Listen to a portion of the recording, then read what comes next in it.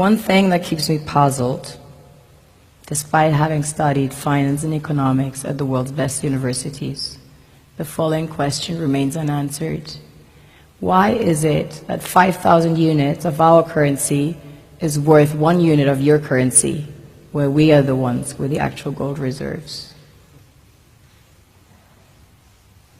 It's quite evident that the aid is in fact not coming from the West to Africa, but from Africa to the Western world. The Western world depends on Africa in every possible way, since alternative resources are scarce out here. So how does the West ensure that the free aid keeps coming? By systematically destabilizing the wealthiest African nations and their systems, and all that backed by huge PR campaigns, leaving the entire world under the impression that Africa is poor and dying and merely surviving on the mercy of the West. Well done, Oxfam, UNICEF, Red Cross, Life Aid, and all the other organizations that continuously run multi-million-dollar advertisement campaigns depicting charity porn to sustain that image of Africa globally. Ad campaigns paid for by innocent people under the impression to help with their donations.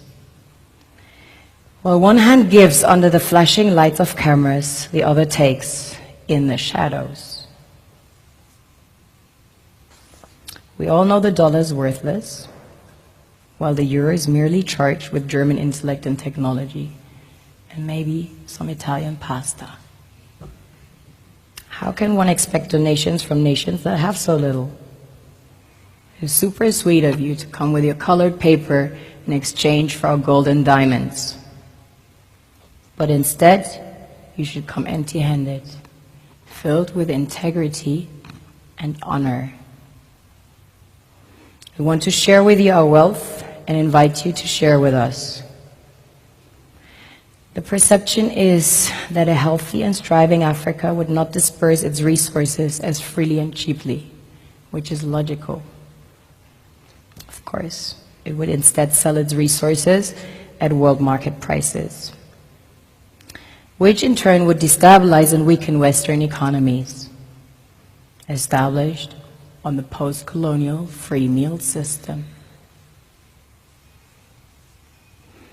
Last year, the IMF reports that 6 out of 10 of the world's fastest growing economies are in Africa, measured by their GDP growth.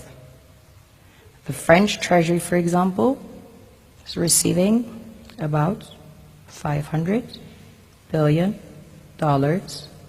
year in, year out, in foreign exchange reserves from African countries based on colonial debt they forced them to pay. Former French President Jacques Chirac stated in an interview recently that we have to be honest and acknowledge that a big part of the money in our banks comes precisely from the exploitation of the African continent. In 2008, he stated that without Africa, France will slide down in the rank of a third world power. This is what happens in the human world, the world we have created. Have you ever wondered how things work in nature?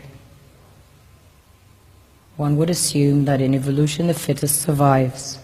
However, in nature, any species that is overhunting, overexploiting the resources they depend on as nourishment, natural selection would sooner or later take the predator out,